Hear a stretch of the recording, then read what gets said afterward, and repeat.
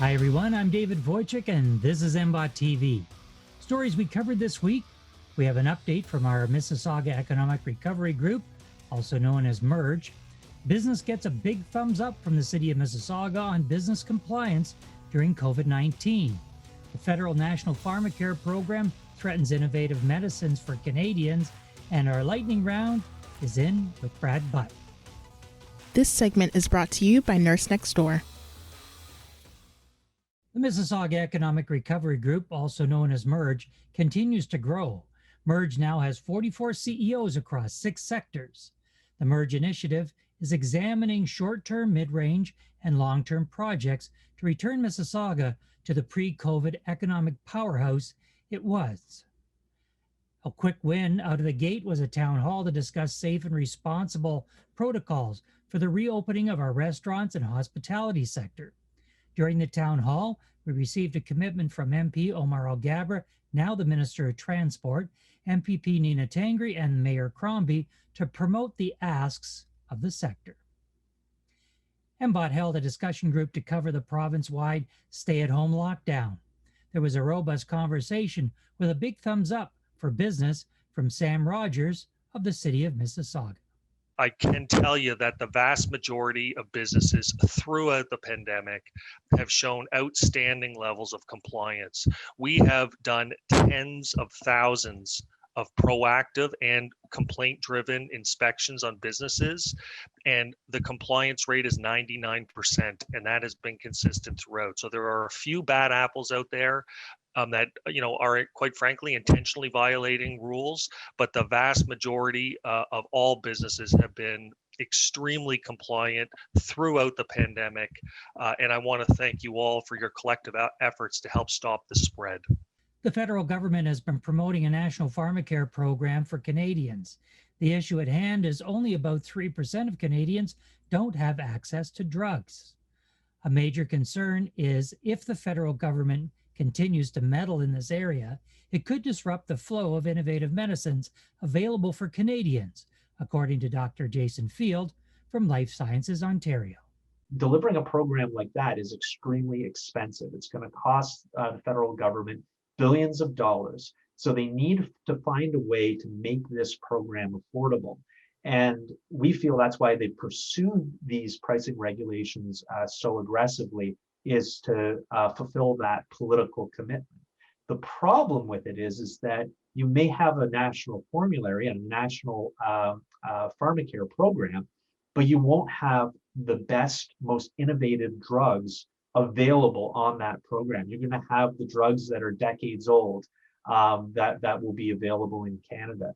We'll be back with a lightning round and Brad Butt right after you find out how you can save money on your employee benefits with the Chambers Plan. The Chambers Plan now offers employee benefit programs with greater selection, higher coverage levels, and more value than ever before. Take another look and see why we're the choice of more small businesses than any other plan in Canada. The Chambers Plan. It's for your benefit.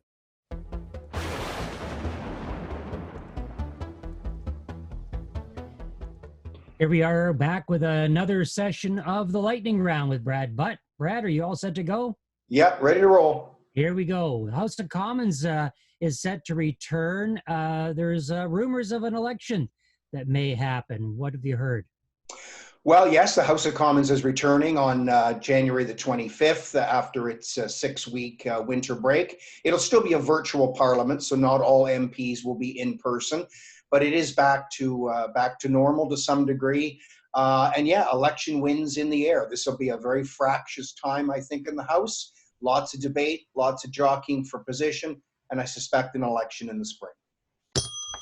The Governor General resigned recently over some controversy in her department. What role does she play in the election, and what does this mean for if an election is going to be called? Yeah, a lot of people believe that the Governor General's role is strictly ceremonial. In fact, the Governor General plays an extremely important role in our constitutional monarchy system in this country, including having the Prime Minister come to the Governor General and ask the Parliament be dissolved or to allow for a prorogation of Parliament. So the Governor General has some important roles to play, and particularly in a minority parliament like we have now, the role of the Governor General is that much more important. President Biden, as one of his first actions, signed an executive order killing Keystone. This is a project that's been on and off over the years. What does this mean for Canada's energy sector out west? Well, despite a lot of positive reviews about the new Biden-Harris administration, it certainly is not starting off favorably well for Canada. The executive decision to kill the Keystone XL pipeline is a major blow to Canada's energy sector for sure. And the president is likely to sign executive orders on Buy America this week. So, the relationship's going to be difficult between Canada and the United States on some issues, and we'll have to see how it rolls. The vaccine rollout, it's still a lot of he said, she said as far as numbers of vaccine. What's the latest that you've heard? Well, the latest is we're not going to see delivery of the Pfizer vaccine for the next couple of weeks. So that's been put completely on hold, which means, of course, the provinces then cannot actually roll out the actual vaccines to individuals throughout the provinces.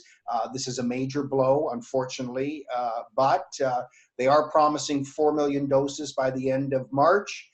The Pfizer vaccine, so vaccinations will be able to ramp up again after the next couple of weeks. The Ontario Business Support Grant finally rolled out with a lot of applications. It indicates there's a lot of businesses hurting. What have you heard? So as of the end of last week, there were just over 42,000 businesses in Ontario that had applied for the Ontario Small Business Support Grant. Up to $20,000 that the province has rolled out. I suspect that number will go considerably higher the longer the lockdown continues. I mean, businesses just don't have the income coming in, and this $20,000 grant, which is certainly helpful and a shot in the arm, is going to be well subscribed to. Well, they certainly keep coming out with a number of different grants, so check it out on the ontario.ca website, or go to mbot.com to check it out. Brad, thanks for being with us. Thank you. And now for our upcoming events listing with Stephanie Giorgio. Stephanie. Thanks, David. And here's what's coming up at your Mississauga Board of Trade. On February 3rd, Membership Matters is at MBOT, a session for new members to discover all the great benefits that your Mississauga Board of Trade has to offer. Seasoned members are always welcome to stop by for a refresher. On February 10th, Good Morning Mississauga is virtual. Join us and connect with Mississauga businesses. Don't forget to book a speaker spot. Where else can you make 100 cold calls in just 2 minutes? Joining us is a special guest to celebrate a centennial event. Register today at mbot.com/events. On March 2nd, join us for the first virtual Mayor's Annual Address. Mayor Bonnie Crombie will speak and address on Mississauga's issues, challenges, opportunities, and good news stories. Register at mbot.com/events to receive your link to join. On March 9th, we welcome John Wilson, founder and CEO of CEO Global Network, for our From the Corner office fireside chat. Back to you, David. Thanks, Stephanie. If you have any questions about how to register for an event, increase awareness for your business, or have your company featured on MBOT TV, contact your membership services manager by calling 905-273-6151 and press 0 to get connected. Details about these stories and events are available at www.mbot.com. Until next week, this is David Wojcik wishing you continued success in your business.